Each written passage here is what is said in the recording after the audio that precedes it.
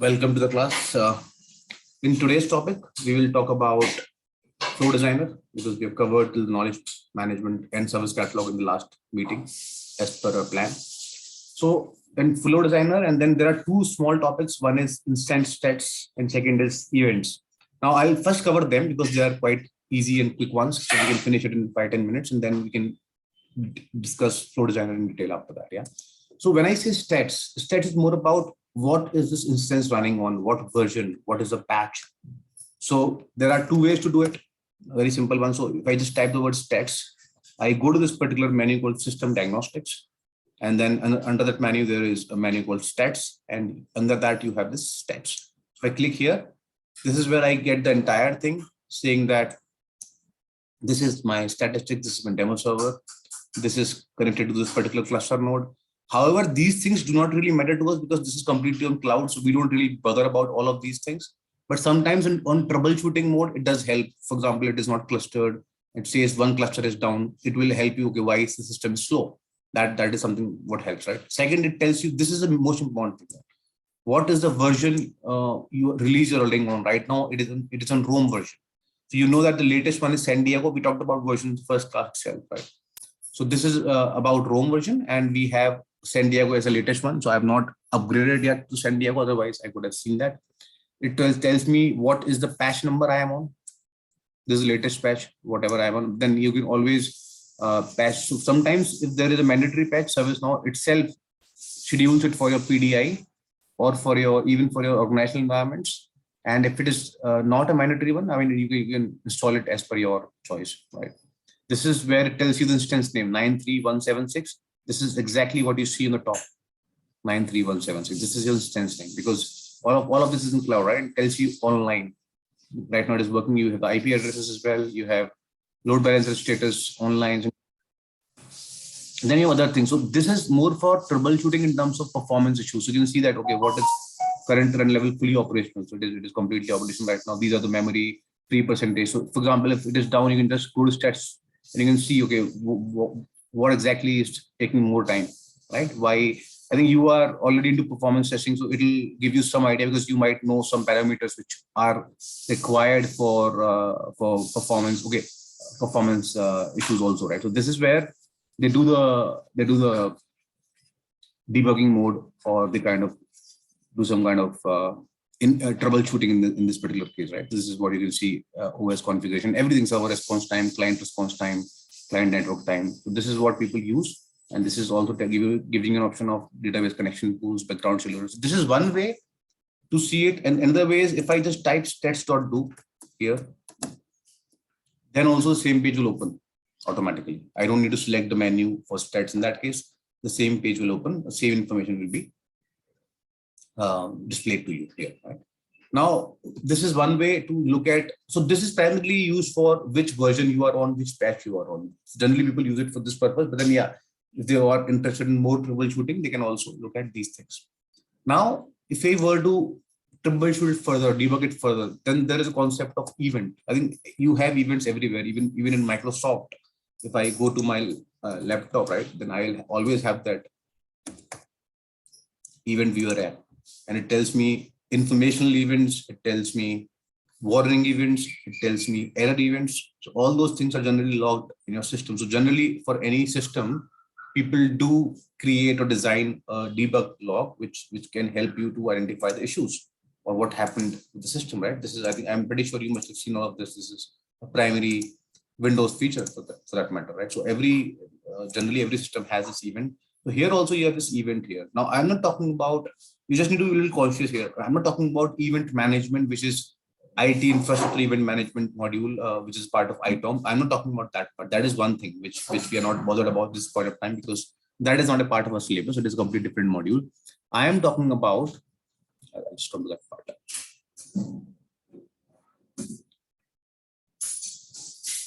So I am talking about events which are here.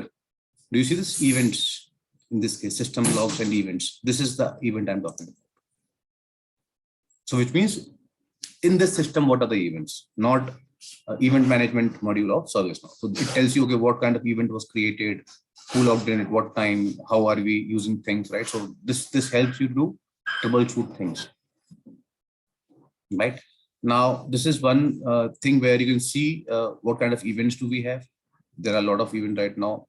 I can see somebody logs in, it also creates an event in that case. And right now it is all in US time. That is why it is showing all these events, right? So this is actually 16th March, 9:30 p.m., which is US time and we are right now in India time zone. So that is why it shows you that timestamp.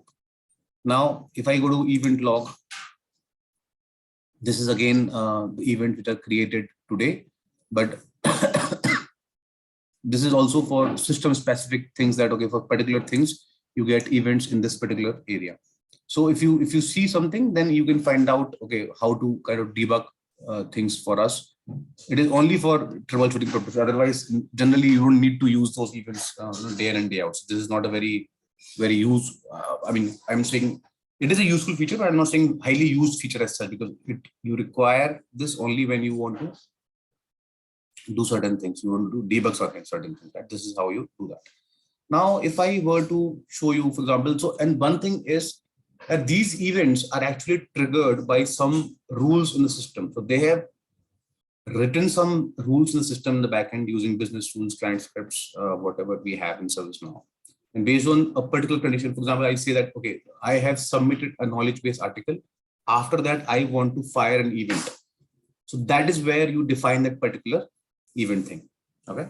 And you register that event in system first. And based on that event, this is where you register the event. So all of these events have been registered.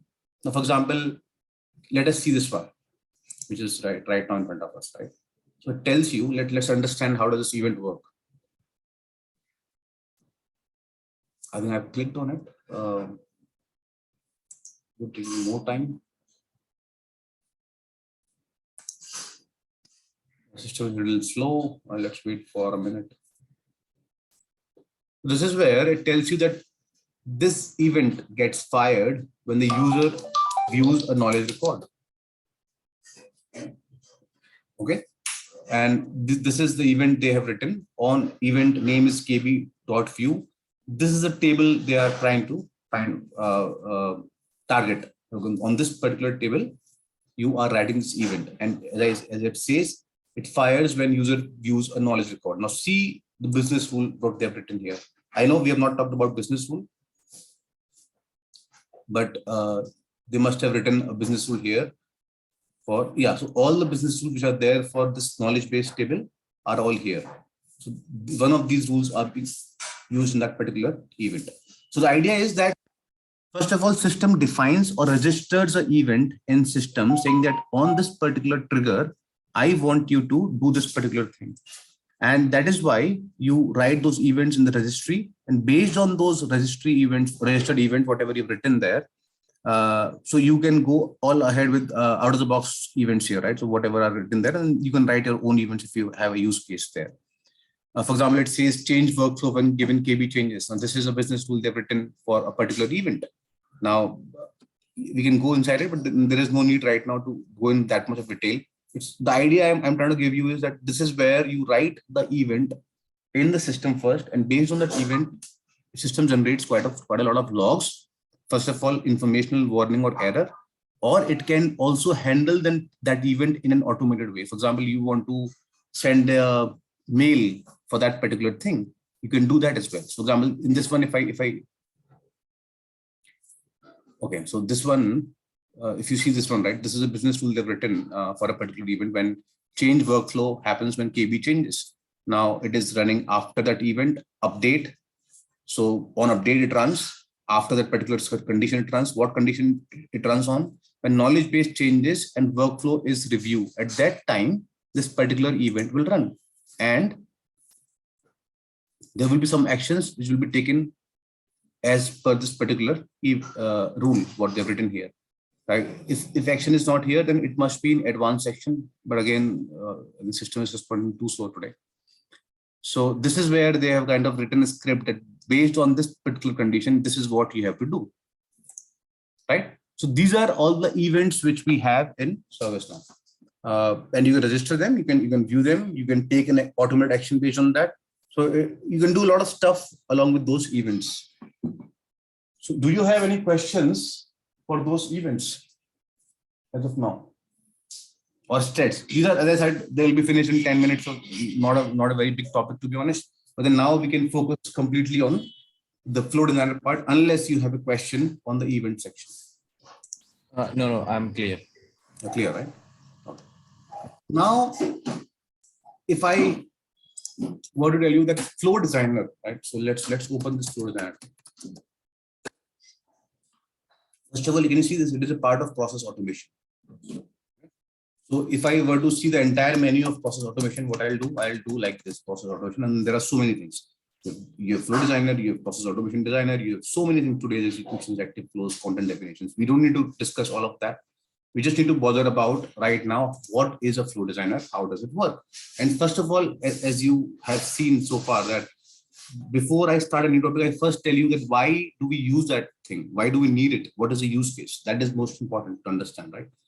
So flow designers are a very significant addition to ServiceNow capabilities, the entire platform, because it allows you to do that automation and orchestration for a particular business process. What it means generally is that you have a certain trigger that, okay, so if this happens, then do this in simple logic. So those kind of automations in the processes, for example, if I say, if there is a major incident created, then immediately send a notification to this particular team.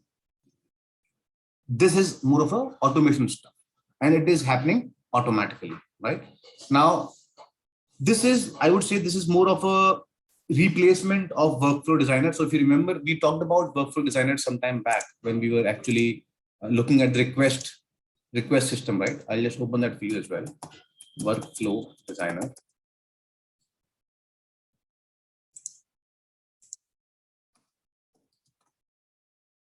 Workflow editor, workflow schedules. Yeah, let's open this workflow editor. So if you remember, there were the workflows which were defined for request catalogs also, and even for changes. For a lot of things, we define a workflow. Now, in the legacy system, they have used only workflows. There was no concept of flow designer at that time. That is why there are a lot of out-of-the-box workflows, which are there in system, which are still being used. But then the idea they're telling us that now, whenever you do a new development, you should always do that as a part of flow design. Now, these are the list of workflows we have. On that day, if you remember, we talked about a service request workflow, right? And then it has a lot of things also. But the basic difference, now let's understand why did they come up with flow designer, right? First of all, it is a no-code system. Okay. In workflows, you have to write scripts in certain situations. In some certain complex cases, you have to write scripts. However, in case of flow designers, you don't have to write any script. It is a user-friendly, first of all. No code system, I would say. So, of course, it is good for system administrators and business analysts and those process analysts who do not have scripting knowledge, who do not want to go into scripting mode, but still want to design a process or a flow for automating their business processes. That is why they have come up with this concept of flow design. So nowadays, they expect every one of us to write any new automation or any new flow only as a part of flow designer, not as a part of workflow. But because there are a lot of things already written in the workflow editor, so they have not kind of got away with that feature. It is still there in system, but they recommend you to use flow designer. That's the whole idea around it. Now, I think here my screen, I'm not able to go to my screen. Just a minute. Okay. This is where you define the flow designer, right? This, you can see there are so many flows already defined here. Can you see this? There's so many flows already defined. Around 92 flows already there. You can create your own flows. That is completely up to us. But the idea we have to understand, there are things like flows, subflows, actions, executions, connections, help, right? And then this is where you also have this help section. So how do you start building flows? You can just go through document. How do you add a trigger to a flow? How do you use actions in a flow? How do you use data in a flow? How do you work with the entire logic of flow? And how do you build actions? And how do you add integration hub spokes?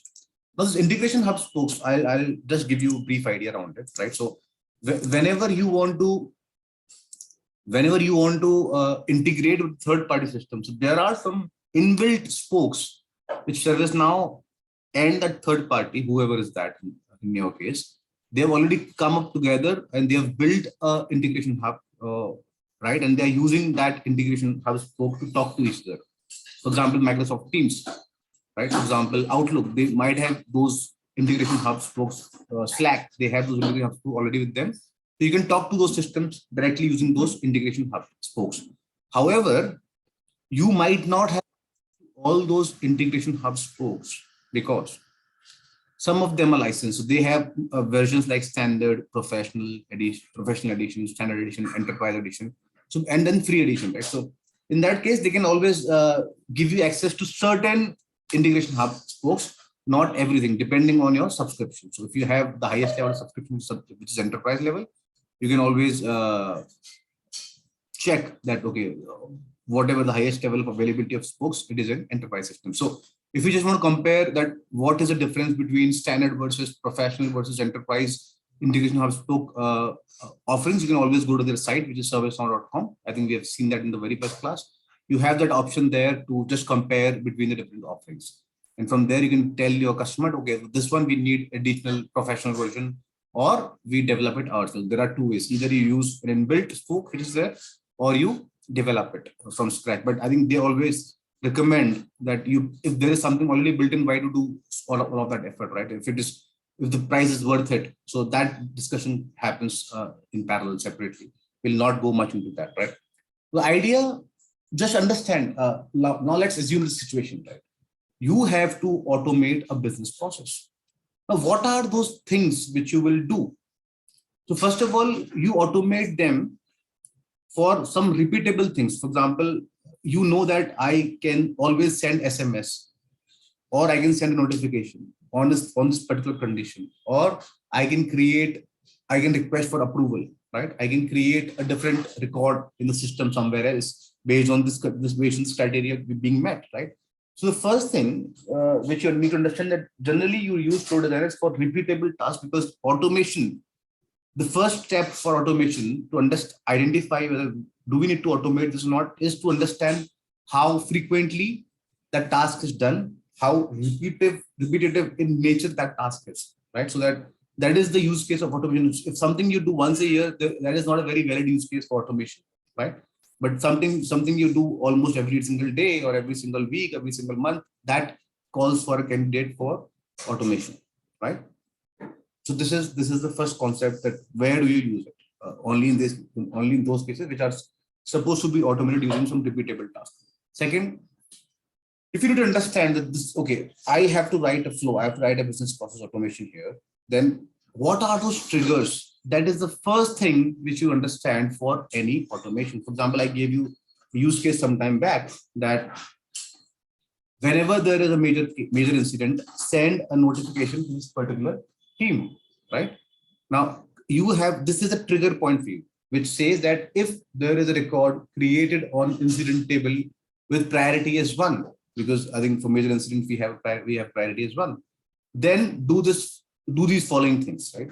Now let us understand how. I'll just open existing workflow and show you the components of any flow designer, what you actually use for your.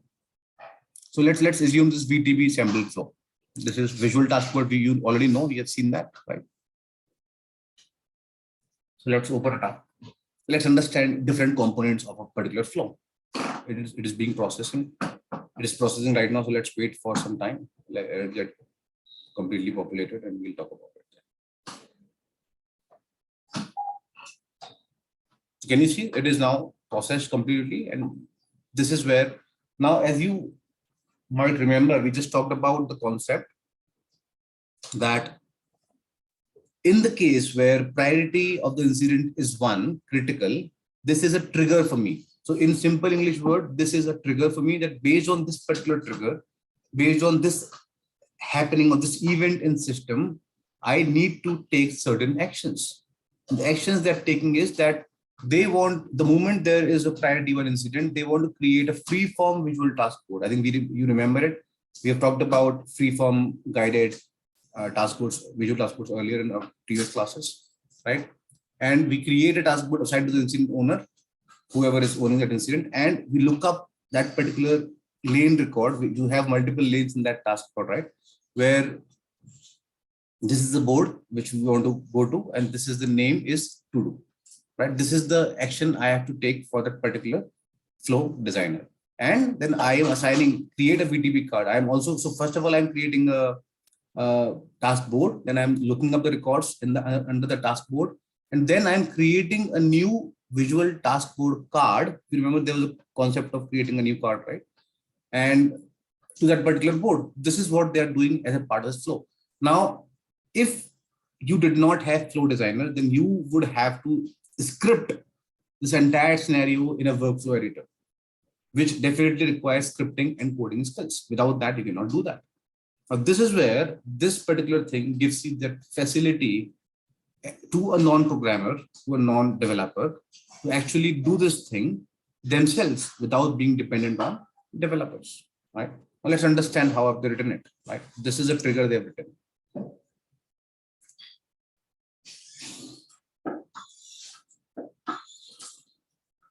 So it takes some time to populate. So even I was like a little confused when I saw it for the first time that, okay, why it is not showing me anything, but then just wait for some time after clicking on the action, and then it shows you what is that condition they have put in here, right?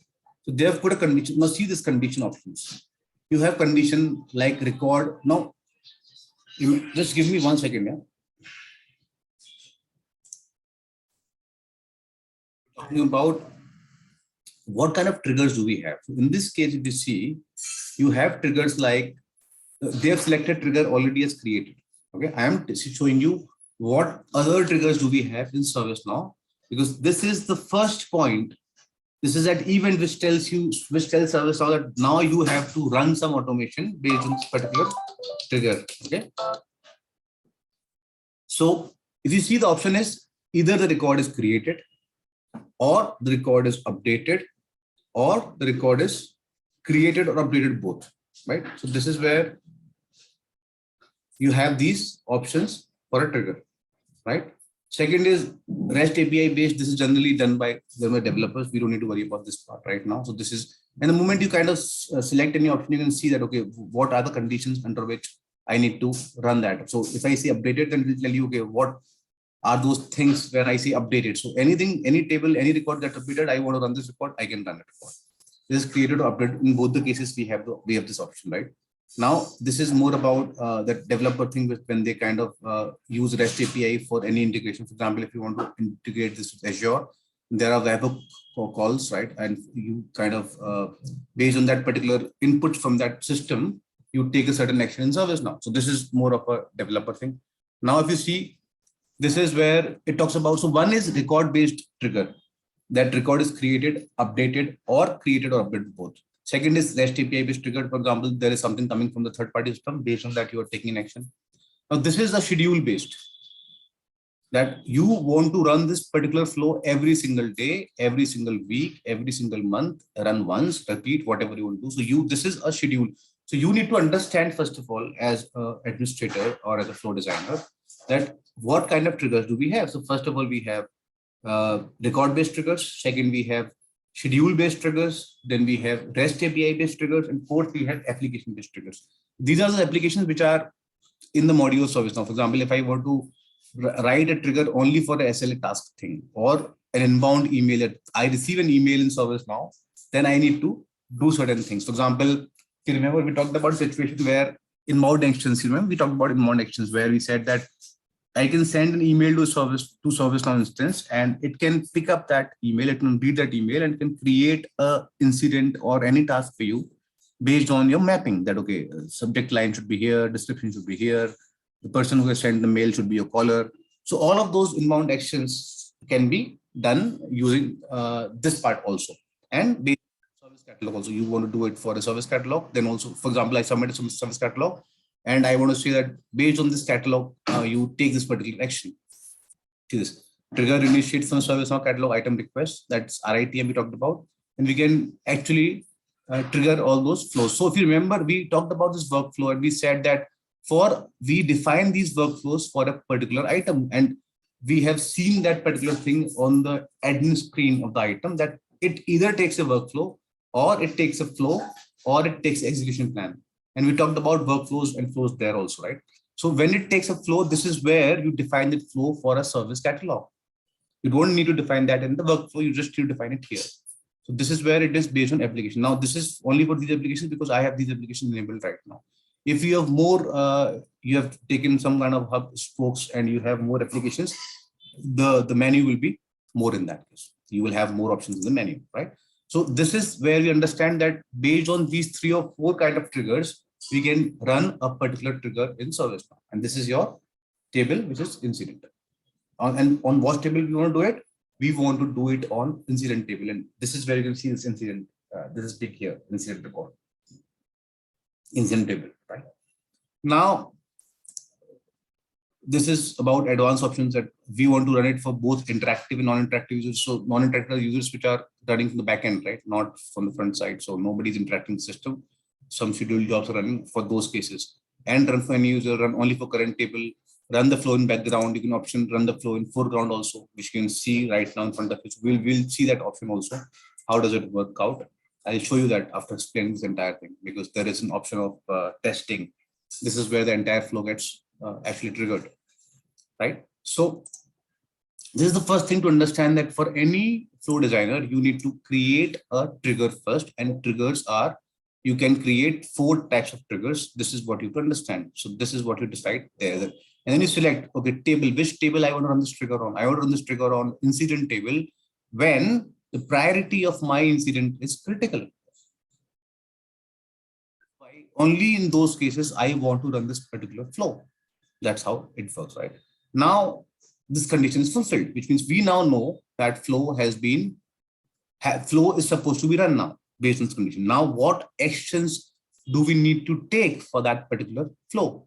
Now, this is where you see create freeform task board. See this.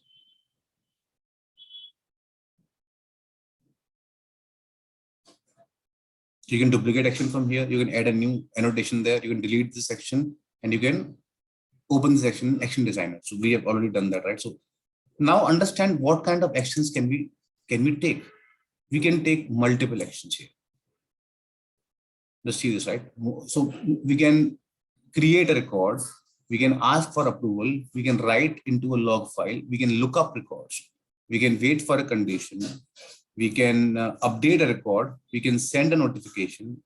We can do a lot of things. And these are all those repeatable things. This is where I was talking about some time back, that generally you automate only those items which are quite repetitive in nature. And when I say repetitive, I know that for all these cases, I can take this particular action. So I can write an action and I can use that particular action in any flow designer. Just 1 minute. Yeah?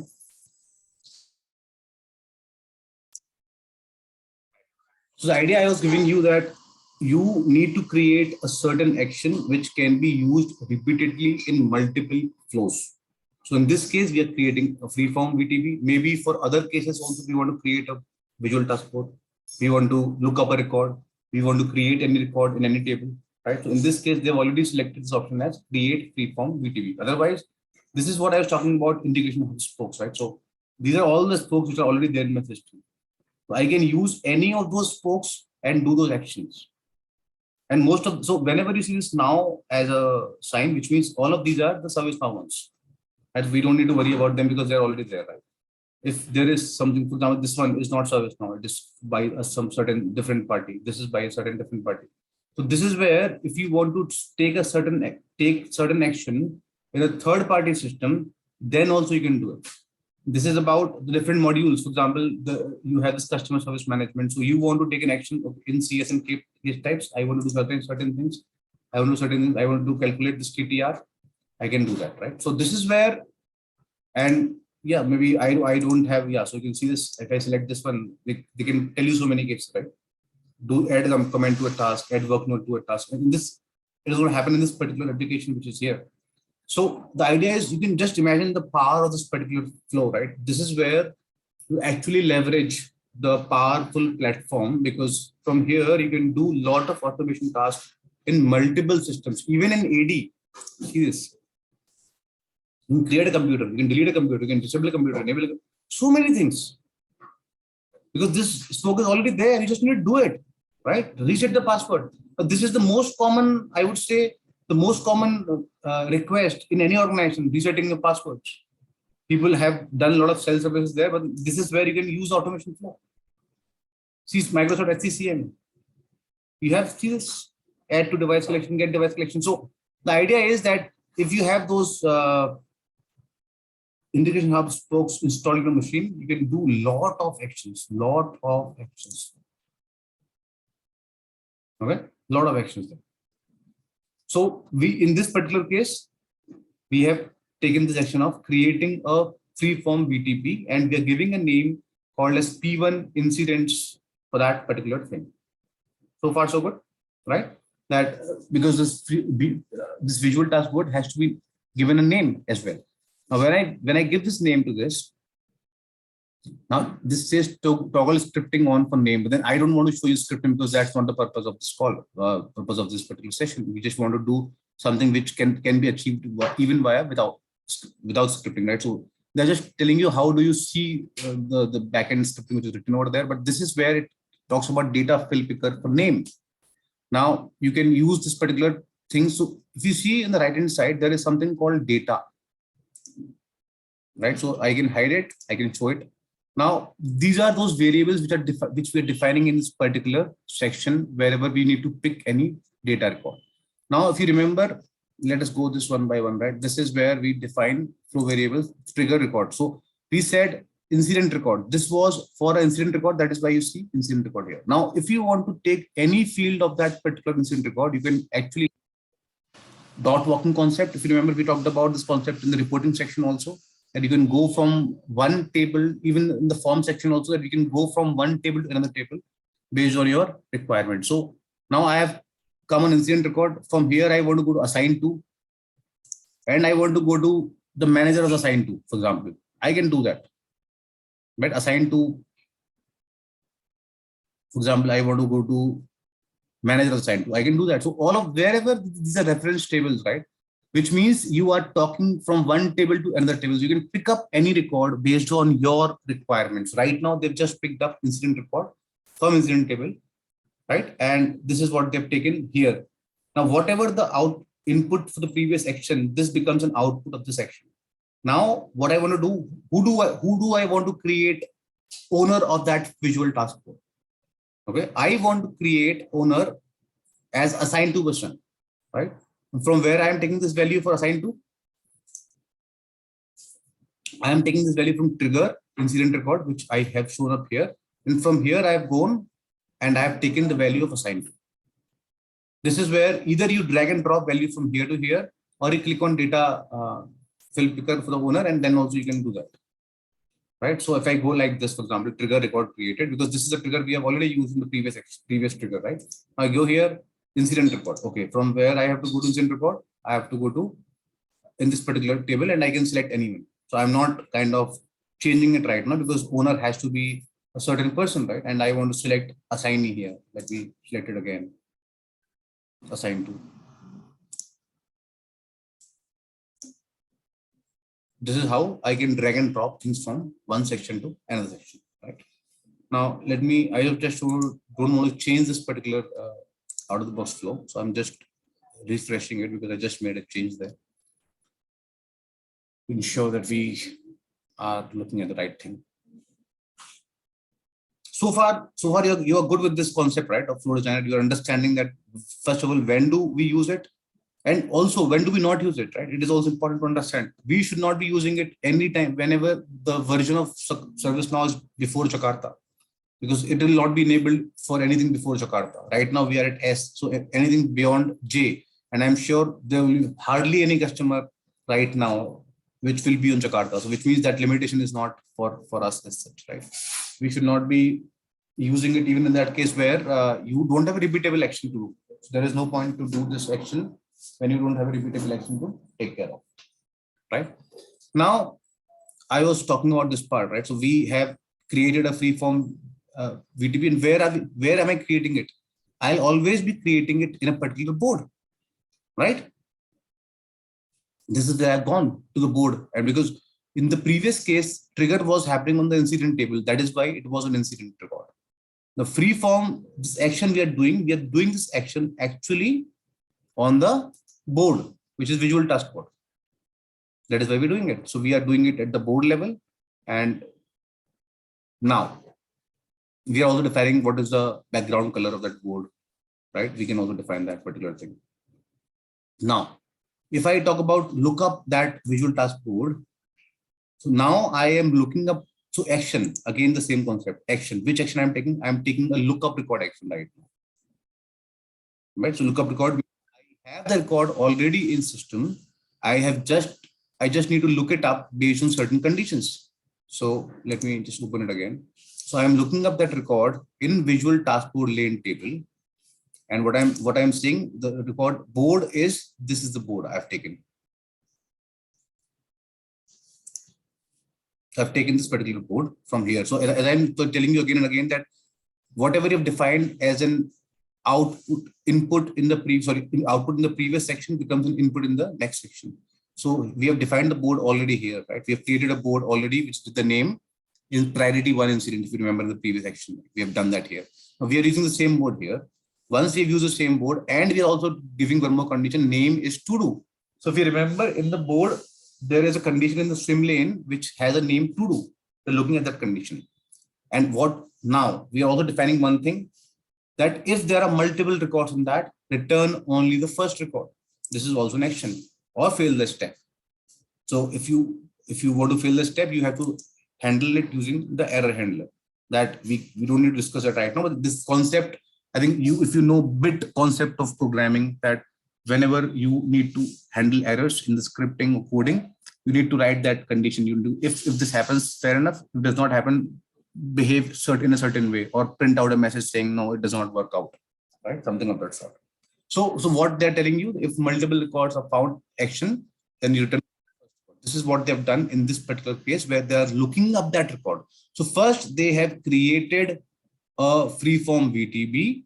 In that VTB, because whatever is here, in that VTB, now they are looking up records which are in the name to-do list. Once it is done, now this will become an input. This output will become, whatever record gets returned, this will become an input for the next action. And the next action is create VTB card.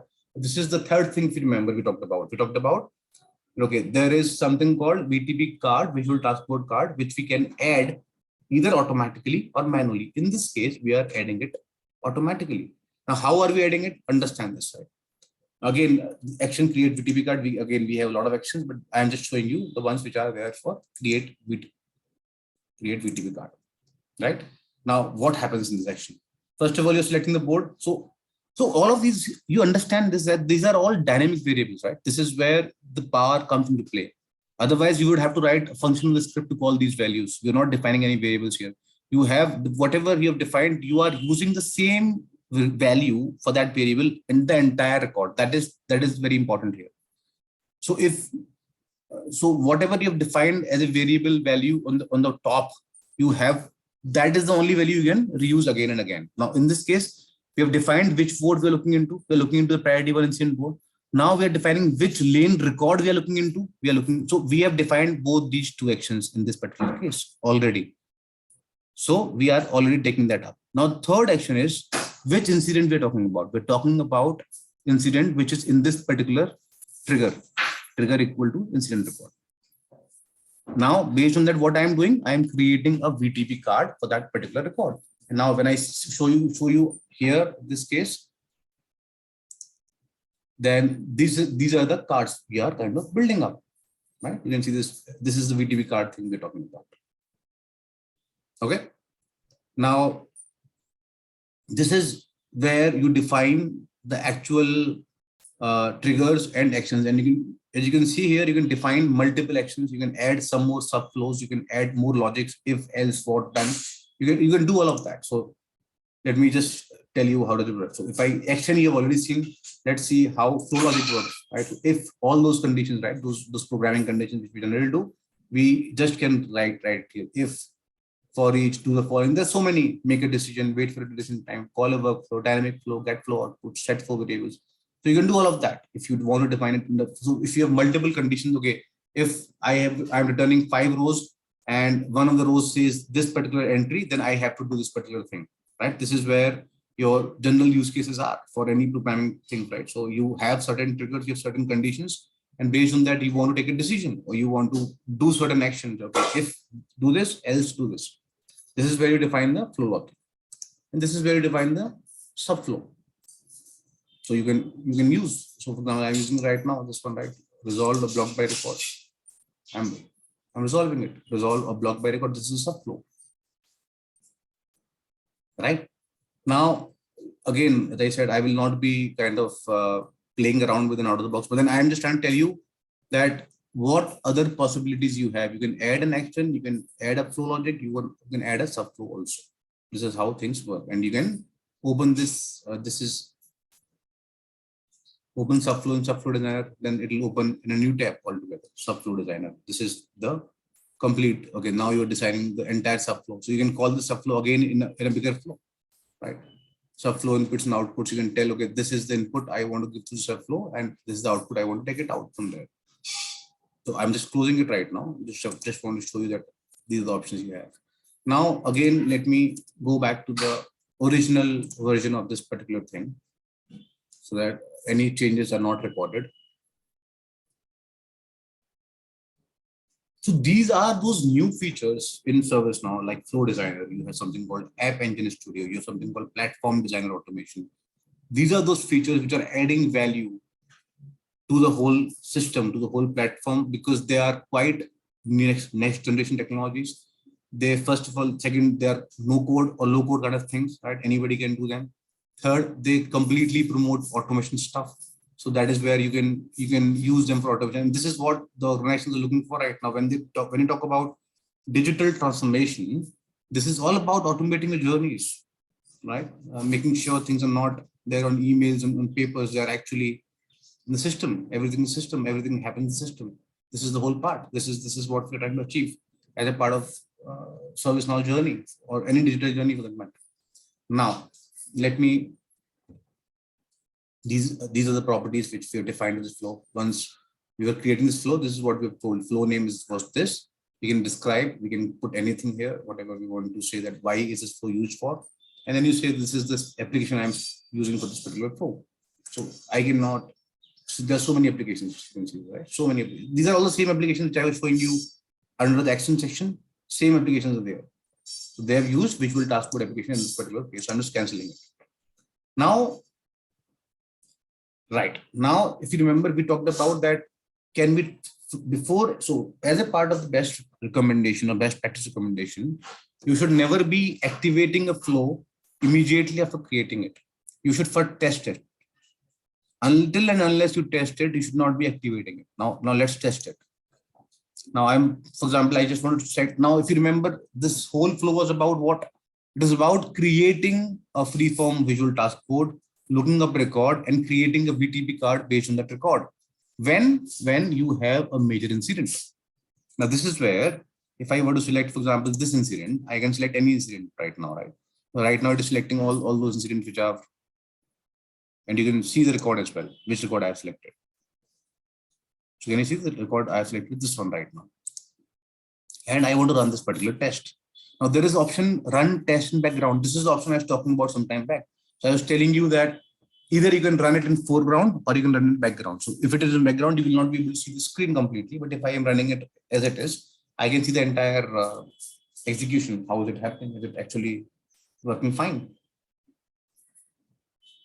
So let's see, how does it work?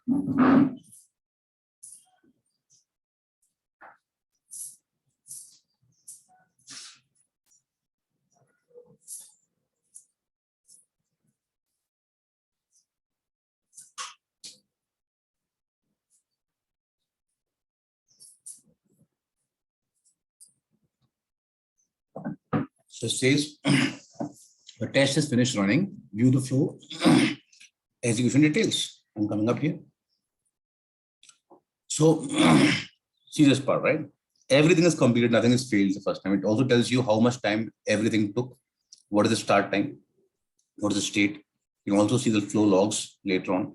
Now this is where, let's see what happened here. It created a record. Okay, open current. Yeah, this created record. Now it created a free form VTB also. See this. Whatever you have defined, it is created. Output data, success. Board has created P1 incidents. If you want to go to this board, you can go to this board also. Now, right? Similarly, we were doing it here. We are clicking on incident record. This is where we said which record we are talking about. We're talking about this particular record. We have seen that record already, right? We have created this board as a part of this part action, create free form VTB. And now if you were to see which lookup record I have seen, so I have gone, this was my input and this is my output. And I have seen a record in this to-do list.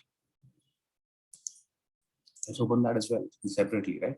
And now what I've done, I have created a VTB card. I have created a new card. This card is this one. So which means we can confirm now that our actions, whatever we have configured automatically have been completed. Now I can schedule this one also that, okay, I want to run this particular flow at this particular time. You can do that. Or you can this is the one we have already scheduled as a part of record created. So whenever there's a record created, it will always create this one, right? So this is your visual task board which is created already. See this.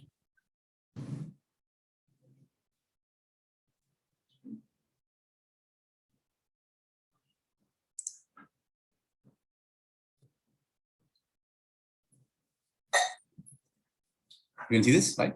And this is the incident which has been created in to-do, because this is the one which we've taken 46. If you remember, that was the number I have used. It has created a card here already. So this portion is also, sorry. This portion is also taken care of, right? To-do. This is the lane which we had, and this is where you had this lane was in this card, and this is the task in that lane. So this is the task in that lane. You have created a card. So which means your action has been completed, whatever you have planned for. This is how you check something. And if you want to see open flow logs, you can see that here. Like right now, they're not showing it. Otherwise, yeah, you have these flow logs created. Okay. Now, if I were to show you, for example, I'm not testing it again. I'm just showing you executions, right? So whatever executions we have run so far for this particular flow. So there was one run today, one run yesterday at a certain time frame, and it was also complete, right? And runtime, it is telling you, runtime it is telling you here as well. You can see if you have run multiple executions for a particular flow, you can also see that there. So this is all about the flow designer, which you can use for yourself as a system admin, as a business analyst, as a process analyst. You can create these things yourself without being a developer. And this is where it becomes more powerful as a platform, and it gives you a lot of options to do all of that, right? And you can also handle error. And how do you handle error? You kind of add a flow logic there, or you add a subflow there. Okay, if this happens, then do that. In that case, do not create a record, for example, right? This is what is called as flow designer. This is, I would say, as of today, one of the most powerful features of ServiceNow, and it will continue to be so, because this is the place where you actually do the automation stuff, where you actually do the transformation stuff. So one thing is you create everything manually and start taking it from open to closed. This is where you actually take things automatically. And as I said, there are multiple actions. You can send an email, you can do multiple things. Right? This is where the power of thing is, right? So this is where I was talking about. These are the actions I'm talking about, right? So you have so many actions, so many, right? Here's ServiceNow core, I'm going, right? So you have so many options: ask for approval, create record, update record, create task, get email header, look up email attachments, look up record, send email, send notification, send SMS, update multiple records, wait for a condition, copy attachment, delete. So many, right? Just see this.